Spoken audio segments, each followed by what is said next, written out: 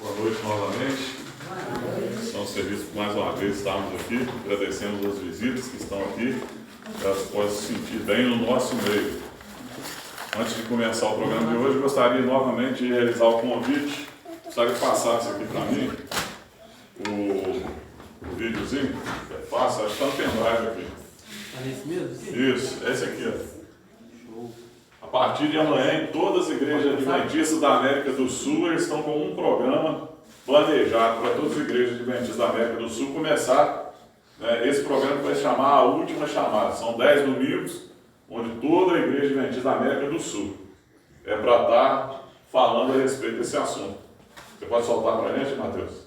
E aqui em São Domingos vai ser diferente. Então você é convidado para essa programação A Última Chamada, onde você vai ver temas como o Apocalipse, a origem do conflito, o nosso planeta, o juízo chegou, a mulher vestida de luz.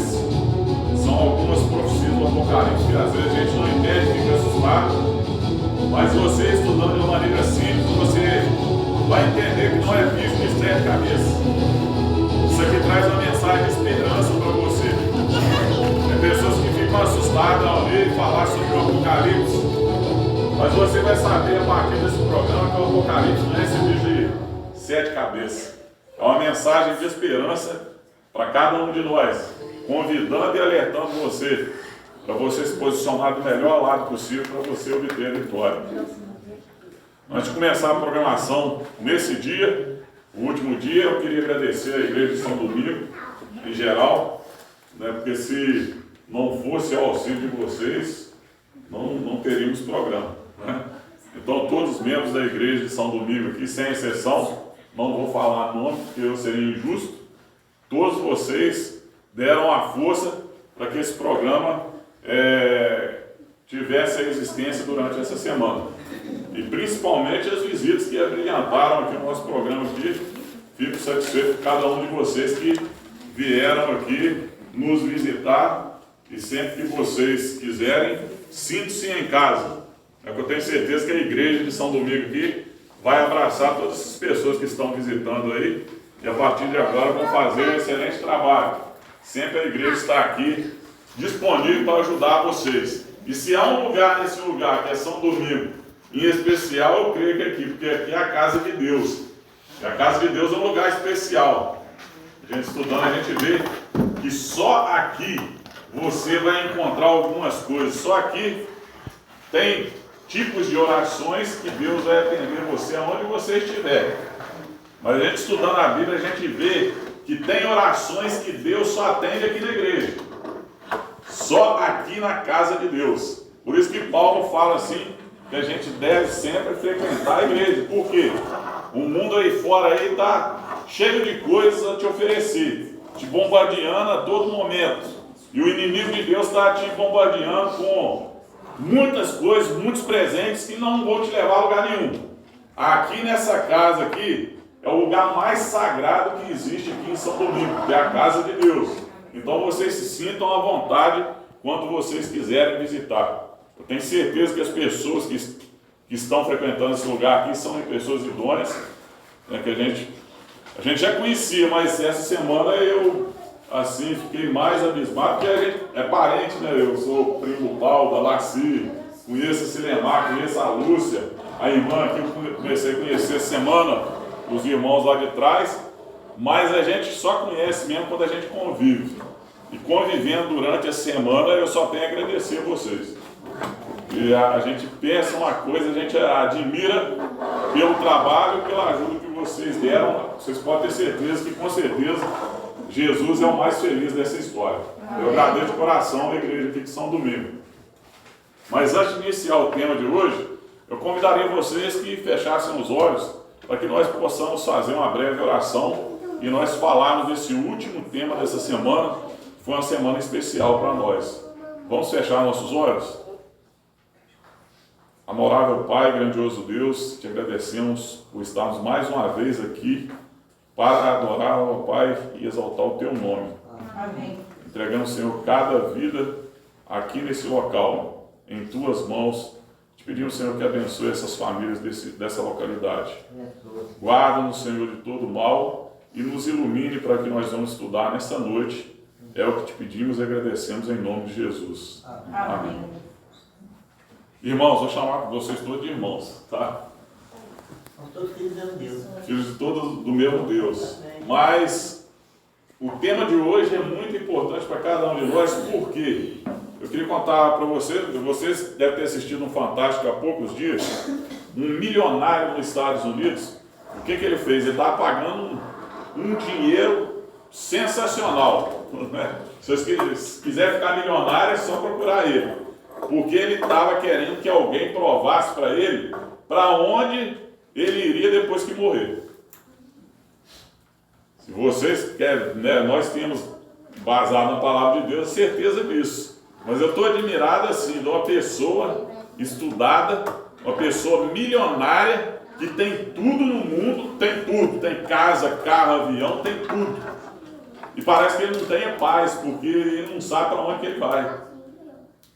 E nós, como seres humanos, você já parou para refletir nisso? Nós estamos aí vivendo, né? Gosta de futebol, gosta de um time, torce com um time, o outro vai para a festa, outro vai para... Mas, num momento, o ciclo da vida é interrompido com a morte. Infelizmente, nesse mundo, a Bíblia fala que o salário do pecado é a morte. E aí é uma tristeza geral, porque nesse mundo não tem escapatória.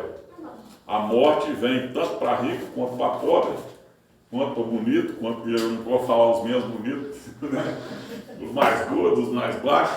Ela chegou a hora, vamos falar assim, que não tem jeito, vai mesmo, né?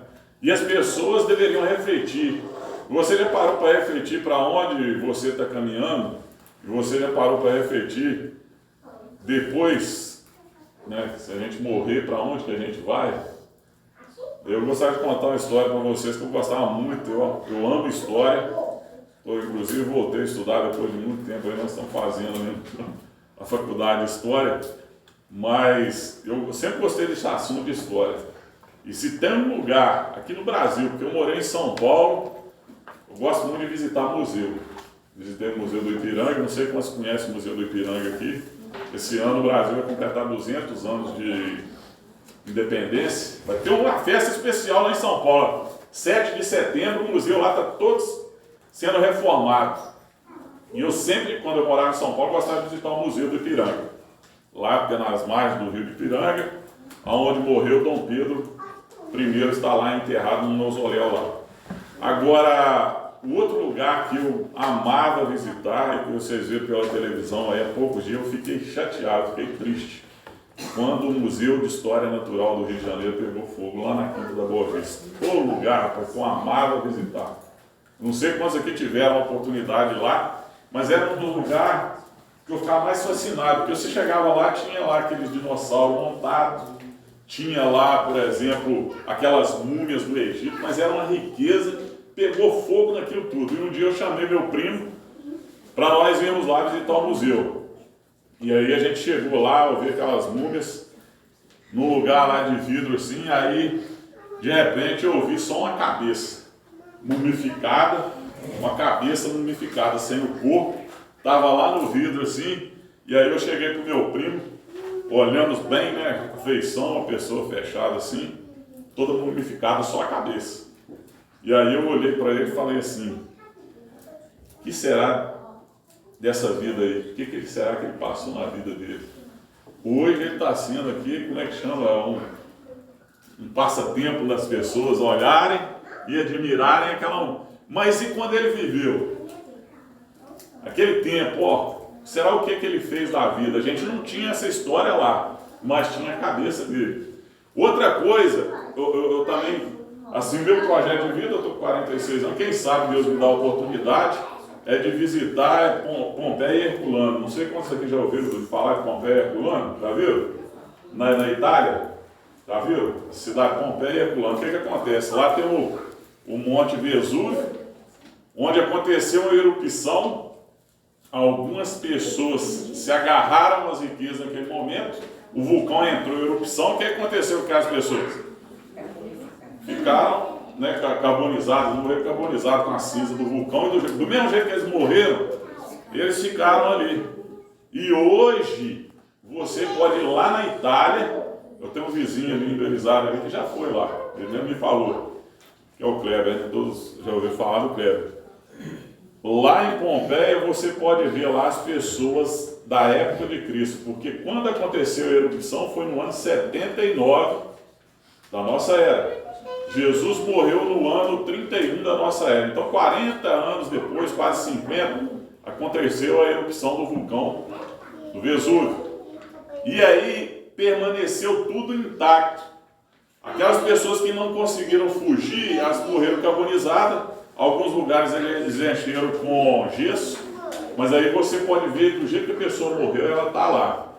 E aí você pode ver as casas que eram feitas na época e até as pinturas na parede, como que eram os banheiros das pessoas, as casas. Por isso que a gente tem uma noção do que era da época de Cristo. Porque lá em Pompeia está tudo bem preservado. É preservadíssimo, até a tinta nas paredes, as casas. Se vocês que gostam de acessar a internet aí, tem curiosidade, vocês pegam no YouTube e acessam lá Pompeia e Herculano, que aí vocês vão ver a história da cidade. Alguns visitam lá e mostram, né, onde está lá o cavalo do jeito que ficou, morto no chão, um cachorro amarrado na corrente. Então eles sabem que naquela época como que era feita a corrente do cachorro, como que era o banheiro daquela época, a cozinha das casas. Tudo bem preservado para a gente ter uma noção do que acontecia na época de Jesus.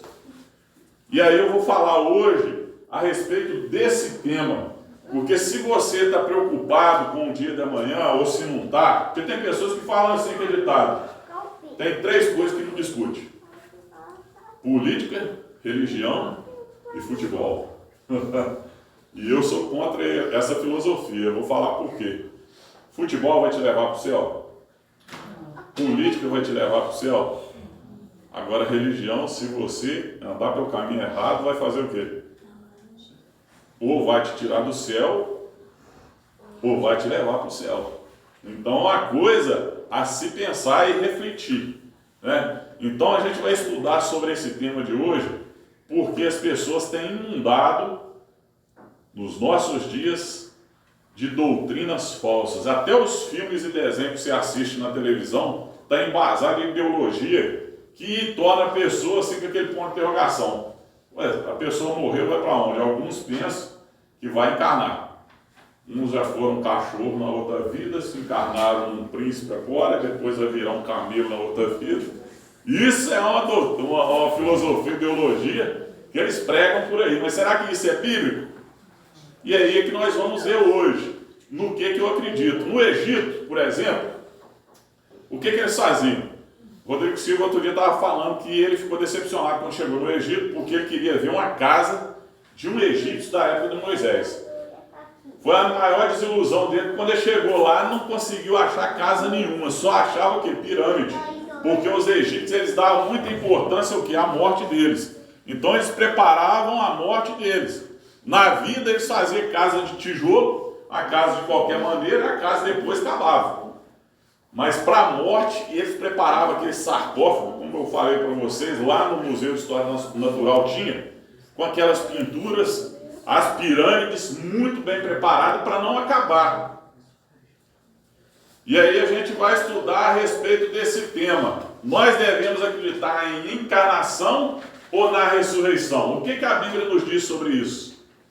E aí a gente vai estudar a história de Jesus, porque vocês lembram ontem que eu falei? Na hora nona, Jesus falou o quê? Está consumado. E aí Jesus entregou o seu Espírito, ou seja, ele faleceu na cruz, ele morreu, entregou a vida dele na cruz. Eram 3 horas da tarde. Mas aí a gente fala, vê na Bíblia aqui como hora nona. A hora nona. Você quando vê o relógio aí, hoje está fácil. Todo mundo tem relógio 8h15, né? Mas você acha que na época de Jesus tinha relógio? Como que eles viam a hora? Né? A Bíblia fala a hora nona, mas na época na época que Jesus vivia não existia relógio. Então o que eles usavam? Eles usavam muita ampulheta, que é aquela relógio de areia, né? Viravam para ter uma noção do tempo. E a Bíblia fala de relógio. Até curiosidade. Queria que vocês lessem a Bíblia aí em 2 Reis, capítulo 20. Versículo 11. como que era o relógio antigamente. Porque eles não tinham relógio. Vocês sabem, por curiosidade, quem inventou o relógio de pulso foi Santos Dumont. Vocês sabiam disso? Um brasileiro? Porque tinha aquele relógio, né? Meu avô tinha muito aquele relógio que pendurava o cordão, né? Mas quem inventou a pulseira para o relógio foi Santos Dumont. Um mineiro, né, que nasceu aqui em Santos Dumont, perto de Juiz de Fora. Mas na época de Jesus não existia relógio. E antes, você vê na Bíblia, por exemplo, como que eles tinham noção da hora durante o dia. Quando tinha sol, o que eles viam o relógio pelo quê? Pela sombra do sol. Então eles tinham um relógio lá que, por exemplo, nós vemos aqui, segundo Reis, capítulo 20, versículo 11, fala assim: então o profeta Isaías clamou ao Senhor e fez retroceder 10 graus a sombra lançada pelo sol declinante do relógio de quem? De Acais. Então a sombra voltou. Então era o relógio tido pela sombra, o relógio de Acais. E eles utilizavam aquela ampulheta. Então eles não tinham muito bem a noção que nós temos hoje. Hoje é 8h15, mas naquela época eles não tinham essa noção. E eu gostaria de falar para vocês que na hora nona, na vigília, por exemplo, dos judeus, Jesus faleceu e falou: está consumado. Mas antes dele falecer, lá em Mateus capítulo 12, versículo 40, Mateus 12, versículo 40,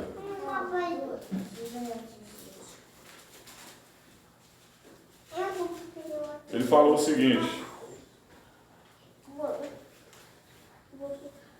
porque assim como esteve Jonas 3 dias e 3 noites no ventre do grande peixe, assim o Filho do Homem estará 3 dias e 3 noites no coração da terra.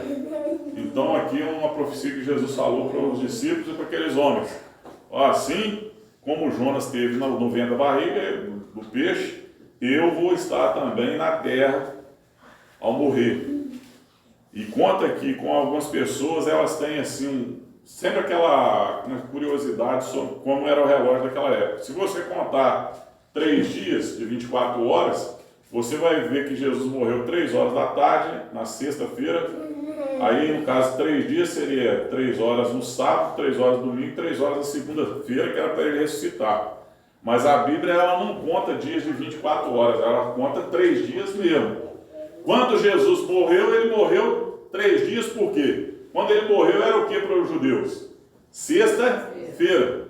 Quando chegou o pôr do sol, o que Jesus fez? José de Arimateia e Nicodemos pegaram o corpo de Jesus e enrolaram em tecidos e foram sepultar na sepultura de José de Arimateia antes do pôr do sol do sábado. Porque na hora que é o pôr do sol, não sei quantos aqui têm essa curiosidade, mas até os adventistas fazem hoje, por isso que a gente guarda o sábado de um pôr do sol, outro pôr do sol. Porque era assim naquela época. Antes do pôr do sol, eles tiraram o corpo de Jesus e levaram para a sepultura de José de Arimateia. E aí entrou no segundo dia, porque era o sábado. Ele morreu na sexta, segundo dia no sábado. E quando ele ressuscitou, já era o quê? O terceiro dia. Era o primeiro dia da semana. Ele já tinha passado o sábado. E aí você vê, por curiosidade, quão importante, aí eu vou ressaltar para vocês aqui, o decálogo, que ontem eu estava falando, que matou Jesus foi o quê? Foi o pecado. O pecado que destruiu Jesus na cruz. E você vê que quando ele construiu esse mundo, ele abençoou, descansou e santificou em qual dia? Qual dia que a Bíblia fala? No sábado. E você vê que interessante que quando ele morreu, ele ficou no sepulcro, ele podia ressuscitar a qualquer momento que ele quisesse. Só que ele fez o quê? Ele ficou na sepultura durante o quê? Durante o sábado todinho para ressuscitar, só depois que o sábado passou. Você vê o tanto de sagrado que até Deus acha o tempo. Algumas pessoas acham assim: ah, mas isso aí não tem nada a ver. Mas a palavra de Deus dá muita importância ao quê? Ao dia, ao sétimo dia, onde Deus abençoou, descansou e santificou. Que até no sepulcro ele teve que preservar Jesus no sepulcro. Ele não ressuscitou antes que passasse o sábado. E aí a Bíblia fala que as mulheres repousaram conforme, que até as mulheres que seguiam, né, os discípulos de Jesus, repousaram no sábado conforme o que? O mandamento, como diz lá em Mateus. Naquele período de sábado, eu creio que foi uma depressão total dos discípulos, ao pensarem em Jesus, falando assim: nossa, perdemos nosso mestre, agora como que nós vamos fazer? O que nós iremos fazer? E aí eu paro para analisar com vocês. Quando a gente fala sobre encarnação, você está falando assim: uma pessoa morreu, vai virar uma baleia, vai virar um cavalo, não sei. Isso é a ideologia deles. Mas segundo a Bíblia não é assim. Eu vou falar para vocês, vou ler aqui. Eu particularmente, eu estou falando eu particularmente. Eu, se tiver, boa noite, irmão. Se eu tiver que, eu não que eu vou fazer isso, porque eu não preciso. Eu tenho minha casa, eu quero que vocês entendam muito bem. Para mim dormir na minha casa. Mas se for preciso de eu dormir num cemitério durante a noite, eu durmo sossegado. Porque eu não tenho medo de fantasma, eu tenho medo de vivo. Pessoa viva eu tenho medo, mas de fantasma, sob hipótese nenhuma. Eu acho até engraçado quando as pessoas contam a história de fantasma, isso é interessante, mas fantasma não existe. Eu quero explicar para vocês o que existe. Existe o inimigo de Deus.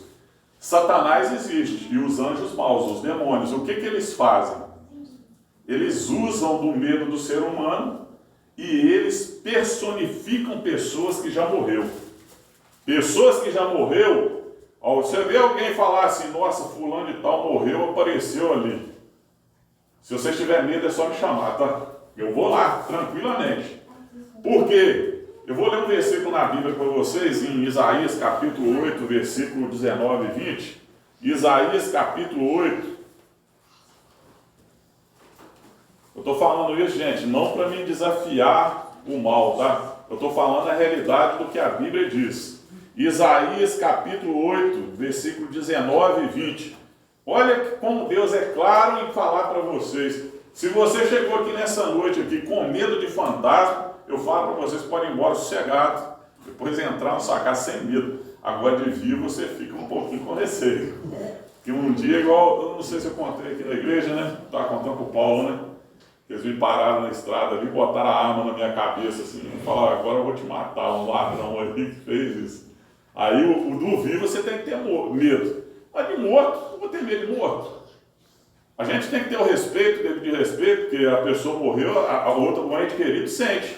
Agora o morto, o que pode fazer? O que acontece para nós hoje é que Satanás ele personifica a pessoa que já morreu para tentar enganar o ser humano, para que a pessoa não fique atenta à palavra de Deus, seja enganada também. Aí entra o que? O espiritismo. Porque Satanás ele não está só usando de fantasma, de história de fantasma, ele está usando disco voador. É outra coisa que eu vou contar para vocês.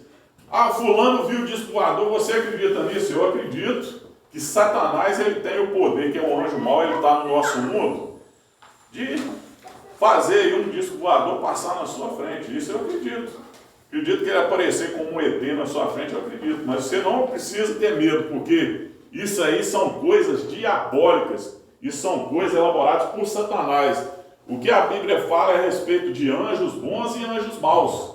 É simples assim. Então nós não precisamos ter medo dessas coisas. Nós precisamos confiar em Jesus Cristo. E eu vou ler para vocês, pessoas que não têm noção, vocês vão ler a Bíblia aqui e vocês falam assim: nossa, eu não tinha visto isso e parado para pensar nisso. E eu vou falar nisso baseado no assunto de hoje sobre a morte de Jesus. Porque em Isaías capítulo 8, versículo 19 e 20, olha o que diz. Isso é Deus falando para você. Quando vos disserem: consultai os necromantes e os adivinhos que chiureiam e murmuram, acaso não consultará o povo ao seu Deus? A favor dos vivos se consultarão os mortos? Aqui está fazendo uma pergunta. Em vez de tem gente que pega e tenta consultar morto. Aí aqui um necromante, a pessoa fala assim: vamos lá no adivinho. Tinha o Chico Xavier, né? Que psicografava lá, escreveu.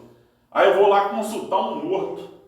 Gente, já não existe Deus para a gente consultar, e Deus já não revelou tudo que a gente precisa através da palavra. Você tem a palavra em casa, Deus já te falou tudo. Aí eu pego, aí eu observo a técnica do mal e do diabo, porque quando a gente é fraco nessa parte, eu vou consultar uma pessoa que consulta um morto. E quem que vai falar através da pessoa personificada? personificada, que é um morto personificado. Quem que vocês acham? Satanás. Ele fez assim com Saul. Saul era um servo de Deus que, em vez de procurar ajuda na palavra de Deus, na Bíblia, sabe o que ele fez? Ele estava tão fraco que ele foi consultar uma pessoa dessa, um necromante. E aí o que Satanás fez? Ele subiu como Samuel e Saul estava numa depressão terrível, que ele queria o poder. Aí o diabo mesmo falou com ele: você vai morrer. O diabo falou com ele, o que aconteceu com ele? Morreu, se suicidou, porque ele foi confiar no espírito mal. E às vezes Deus te guia você para orientar a coisa certa e você vai para o lado errado. Outra história sobre morte e ressurreição. Lázaro. Você já ouviu falar da história de Lázaro? Sim. Lázaro é irmão de Marta e Maria. Lázaro estava lá no sepulcro, tinha 4 dias, já era para estar fedendo de podre. Aquele fedor forte, quando a pessoa morre, depois de 4 dias, ela fede. Infelizmente, o ser humano... Eu quero contar uma história, uma experiência que eu vou contar também. Um dia eu estava lá em São Paulo, quando eu trabalhava lá em São Paulo, aí era assim, o trem vinha, cheinho de gente, mas muita gente, mas não cabia gente no vagão. Quando eu entrava no trem às 5 horas da tarde, minha marmita chegava em casa com o SWAT inteiro, porque era tanta gente que podia até amassar minha marmita. Mas aí quando veio, aí estavam meus amigos trabalhando, saindo do serviço, chegando na estação de trem, o que aconteceu? O trem veio lotado. Aí quando eu vi, meus amigos falaram assim: nossa, aquele vagão está vazio, vamos correr para lá. Quando nós corremos para o vagão, entramos no vagão vazio, aí fechou o vagão, aí nós começamos a andar de trem e já era tarde. Aí o nariz começou assim, todo mundo, tem alguma coisa que não está cheirando bem aqui. Infelizmente, quando a gente viu, tinha uma senhora que era para todo mundo ajudar, mas ninguém ajudava naquele momento, com a perna para cima, sentada no banco, essa senhora de rua, com a perna toda podre, fedendo podre, ninguém aguentava ficar dentro do trem. Aí quando parou na outra estação, todo mundo desceu e subiu na gente, para dentro do vagão. E a mesma coisa foi acontecendo. Eu estou falando isso como que o ser humano é depois que morre. Porque Lázaro estava naquela situação, e depois de 4 dias, o que acontece? Jesus chega na sepultura, Lázaro sai para fora. Aí Lázaro ressuscitou.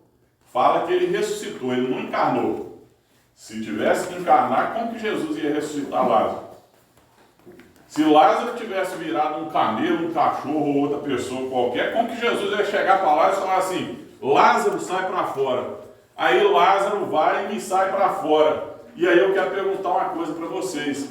Tem aquela doutrina do céu e do inferno, que muitas pessoas aqui já sabem. Algumas pessoas falam assim: nossa, depois que a pessoa morre, vira santo, né? Todo mundo que morre vira santo. Antes ninguém vai lá dar um abraço, falar com a pessoa. Às vezes a pessoa passando sofrimento, mas depois que morre, vira santo. Aí o que acontece? Lázaro estava lá na sepultura, ressuscitou, Jesus ressuscitou Lázaro. E aí ao chegar do lado de fora, para analisar. Se você fosse Lázaro, e se você tivesse morrido e ido para o céu, presta bem atenção. A terra aqui para mim é um inferno. Isso aqui só existe coisa ruim, doença, desgraça, apesar de ter algumas coisas boas, né? A gente não vai generalizar. Mas Lázaro, se ele tivesse ido para o céu, já quando ele morreu, você acha que Jesus ia pegar e chamar ele do céu?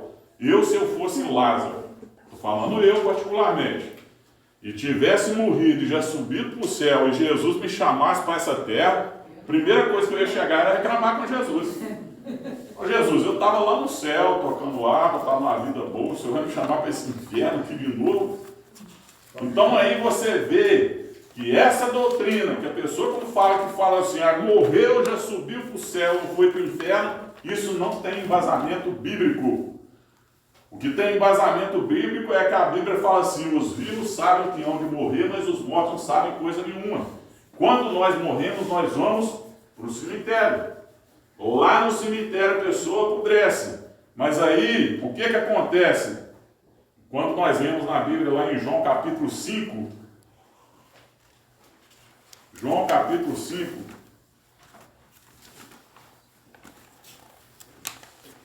versículo 24 e 25.